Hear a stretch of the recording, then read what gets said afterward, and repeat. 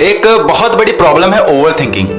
मैं इसमें ज्यादा डीप में नहीं जाऊंगा, तुम सभी को पता है इसके बारे में ओवर थिंकिंग कितनी बुरी तरीके से असर करता है, बहुत सारे प्रॉब्लम्स को जन्म देता है। हेडेक, ये वो, डिप्रेशन, एंजाइटी इश्यूज, चिड़चिड़ापन, परिवार में दरार, पता नहीं कैसी कैसी चीजें। तो उन सब बातों पे बात करके कोई लॉजिक नहीं बनता है। तो मैं डायरेक्टली बताऊंगा तुम्हें आज 5 ऐसे रीजंस, ट्रिक्स, टिप्स सब होता रहेगा, लेकिन रीजंस जानना बहुत जरूरी है कि क्या रीजंस है जिस वजह से ओवर थिंकिंग तुम्हें होता है, ओवर थिंकिंग की प्रॉब्लम से तुम जूझ रहे हो। और अभी तो यार जिस तरीके से स्ट्रेस्ड वर्ल्ड चल रहा है, कॉम्पिटिटिव वर्ल्ड चल रहा है, हर कोई इस बीमारी का बहुत बुरी तरीके से शिकार है, इस बीमारी के जाल में बुरी तरीके से फंसा हुआ है। बस इसी कॉन्सेप्ट के ऊपर आज का ये पावरफुल वीडियो डेडिकेटेड है, जहां मैं तुम्हें ऐसे 5 रीजंस बताने वाला हूं जिस वजह से तुम ओवर थिंकिंग करते हो। और एक चीज मैं तुम्हें शुरू में बताता हूं कि ओवर थिंकिंग इज समथिंग जो असल में एग्जिस्ट ही नहीं करता। यस, 80% चीजें ह्यूमन साइकोलॉजी और साइंस दोनों ने फाइंड आउट किया है कि 80% चीजें असल में तुम्हारे साथ होती ही नहीं है जो तुम सोचते हो। और सोचने में कितना अपना एफर्ट लगा देते हो, कितनी अपनी दिमाग की कैलोरीज बर्न कर लेते हो, हाँ, कितना अपना समय, कितने अपने अच्छे विजन्स, अच्छी मोमेंट्स को खराब कर लेते हो। तो इस वजह से मैं ऐसे 5 रीजंस बताने वाला हूं। अगर ये रीजन को तुमने साइड कर लिया तो समझ लो ओवर थिंकिंग को तुमने किल कर लिया। तो आओ यार जानते हैं उन 5 किलिंग रीजंस को जिस वजह से तुम्हें ओवर थिंकिंग होता है। Reason number 1, having an enough free time. सही बात है, जब तुम्हारे पास बहुत ज्यादा समय होगा, बहुत तुम खाली रहोगे, तब ओवर थिंकिंग होना ही होना है, लाजमी सी बात है। तो कोशिश करना है खुद को बिजी रखो, कुछ काम करो, स्टूडेंट हो पढ़ाई करो, कहीं घूमने जाओ, पॉजिटिव लोगों के साथ रहो और खुद को किसी ना किसी काम में थोड़ा बहुत व्यस्त रखो। और इसका भी एक सबसे पावरफुल तोड़ बताता हूँ कि अगर पॉसिबल होना तो कुछ रिडल्स, कुछ पजल्स, कुछ प्रॉब्लम्स, इन सबको लेके बैठ जाओ, उन सबको सॉल्व करने में अपना दिमाग लगाओ। इससे क्या होगा ना कि तुम्हारा दिमाग यूज तो होगा लेकिन बहुत सही जगह यूज होगा, और ऐसे में ओवर थिंकिंग चाहकर भी तुम्हारे आसपास नहीं भटक पाएगी। तो जब इंसान के पास ज्यादा समय होता है तो इंसान ओवर थिंकिंग करता ही करता है। मैटर ये नहीं करता क्या सोचता है नहीं सोचता, लेकिन ओवर थिंकिंग जरूर करता है। सप्रेसली ये चीजें खराब है, क्योंकि तुम क्या कर लोगे ओवर थिंकिंग करके, इससे कुछ निकलने वाला है। हाँ, एक बार लॉजिकल थिंकिंग करोगे, क्रिएटिव थिंकिंग करोगे, बहुत कुछ बढ़िया निकल जाएगा। लेकिन ओवर थिंकिंग करके तुम अपने दिमाग को छोटा करते हो, दिमाग की शक्तियों को खत्म करते हो एक तरीके से, तो ये सही नहीं है। Reason number 2, lots of distractions. जिन लोगों की जिंदगी में बहुत सारा डिस्ट्रैक्शन होता है ना, जैसे सोशल मीडिया पे बहुत सारे उनके अकाउंट होते हैं, उनके बहुत सारे दोस्त होते हैं, फॉलोअर के पीछे मरते हैं, लाइक्स के पीछे मरते हैं, फेसबुक पे दोस्त होते हैं, यहाँ वहाँ दोस्त होते हैं, कॉलेज के दोस्त होते हैं, स्कूल के दोस्त होते हैं, पुराने दोस्त होते हैं। मतलब जिनकी जिंदगी में जितने डिस्ट्रैक्शंस होंगे उनकी जिंदगी में उतनी टेंशन होगी, और जितनी टेंशन उतना ओवर थिंकिंग। समझ रहे हो बात को? तो एक चीज का खास ख्याल रखो कि सबसे पहले उन डिस्ट्रैक्शंस को हटाओ। जो भी डिस्ट्रैक्शंस है, तुम समझ सकते हो कि तुम्हारी जिंदगी में अगर 100% लोग हैं, उसमें से 5% या 10% तुम्हारी जिंदगी में वैल्यू ऐड करते हैं, जस्ट लाइक योर पेरेंट्स, कुछ बहुत खास दोस्त, कुछ बहुत पक्के यार, और एक आध 2 टीचर्स या मेंटोर्स।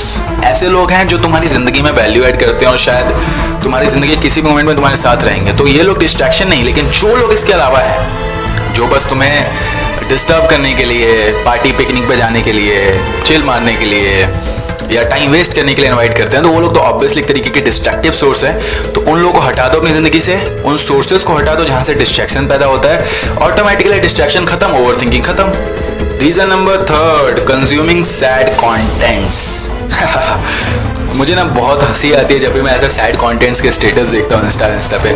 मतलब भैया चलो मानता हूँ तुम्हें दुख है, लेकिन उस दुख को दुनिया को बता के तुम क्या साबित करना चाहते हो? कौन आता है तुम्हें पूछने, तुम्हारा हाल पूछने के लिए? इनफैक्ट लोग तुमसे साइड हो लेते हैं। तो क्या होता है ना बेसिकली कि हम लोग बहुत ज्यादा सैड कंटेंट कंज्यूम करते हैं, मतलब सैड सॉन्ग सुन लेते हैं। पता है बंदी नहीं है, ब्रेकअप नहीं हुआ, बट फिर भी सुनेंगे हम। क्यों? क्योंकि चुल मस्ती है ना अंदर। तो हम सैड कंटेंट सुनेंगे, हम सैड वोकल सुनेंगे, मतलब सैड चीजें देखेंगे, सैड माहौल में रहेंगे, सैड बातें करेंगे। तो इन सब से क्या होगा? इस सब से कॉन्शियसली और सबकॉन्शियसली आप सैड हो जाओगे ऑटोमेटिकली। और जब इंसान उदास होता है तो क्या करता है? कुछ नहीं करता है, उसकी ड्यूटी होती है ओवर थिंकिंग करने की। तो एक चीज समझो कि सैड कंटेंट को कंज्यूम करना छोड़ दो, खत्म कर दो उस चीज को। सैड कंटेंट को आपको कभी भी कंज्यूम नहीं करना है। हाँ, कभी कभार ठीक है, गाना वाना सुन लिया ठीक है, बट ज्यादातर अपना अगर समय ही बिताना है ना, तो कुछ chilling, happy moment, happy songs, happy माहौल में रह के बिताओ। तो वहां से क्या होता है, एक सैडनेस दूर होगी, वो खत्म, तो बस ओवर थिंकिंग खत्म। तो इसलिए कोशिश करो सैड कंटेंट खुद ना कंज्यूम करो। और अगर कोई अपना सैड स्टेटस लगाता है ना, तो उसको इग्नोर मारो यार, क्योंकि तुम एक बार वहां चले जाते हो, फिर वहां से तुम्हारे अंदर भी वो चीजें पनपनी शुरू हो जाती है, और फिर तुम भी उस चीज के पात्र यानी कैरेक्टर बन जाते हो, और फिर शुरू होता है दौर ओवर थिंकिंग का।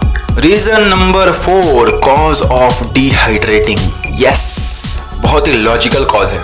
जैसे बताता हूँ, जब हम पानी बहुत टाइम तक नहीं पीते, खाना बहुत टाइम तक बॉडी के अंदर नहीं जाता है, बहुत अजीब लगता है, बहुत वीकनेस, बहुत अजीब सा टायर्डनेस टाइप का फील आता है। ऐसे मोमेंट पे कोई भी शख्स अच्छा तो बिल्कुल नहीं सोचेगा, क्रिएटिव तो बिल्कुल नहीं सोचेगा। तुम बताओ, तुम्हें भूखा छोड़ दो 2 दिन के लिए, तुम्हारे दिमाग में आएगा कि एरोप्लेन कैसे उड़ता होगा? आएगा? कोई पजल सॉल्व कैसे होता होगा?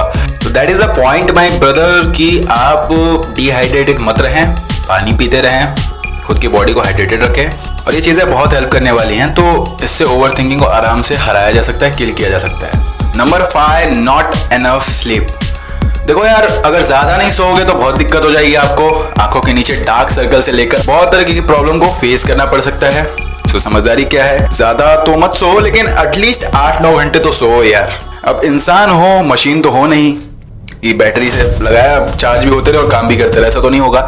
इसलिए सोना बहुत ज़रूरी है। सो आराम से, कोई दिक्कत नहीं है, लेकिन बहुत कम सोने की आदत को हटा दो। जो एक अनऑर्गेनाइज स्लीपिंग शेड्यूल होता है उसको मिटा दो, उसको ख़त्म करो, और एक प्रॉपर वे में सो, ताकि माइंड भी रिलैक्स रहे और टाइम शेड्यूल भी ना बिगड़े। इससे तुम सारे काम बहुत अच्छे से कर पाओगे, दिमाग स्ट्रेस फ्री रहेगा। और जो सबसे बड़ा रीज़न होता है ना ओवर थिंकिंग करने का, यही होता है क्योंकि आप सोते हो 1-2 बजे डेली रात को, उठते 9-10 बजे हो, बहुत लो एनर्जी फील करते हो, बहुत लो मोटिवेटेड फील करते हो। फिर वहाँ से शुरू हो जाता है, अरे उसने मेरे को ये बोला, अरे उसने मेरा स्टोरी नहीं देखा, अरे उसने मेरा स्टोरी लाइक नहीं किया, पता नहीं क्या क्या यार।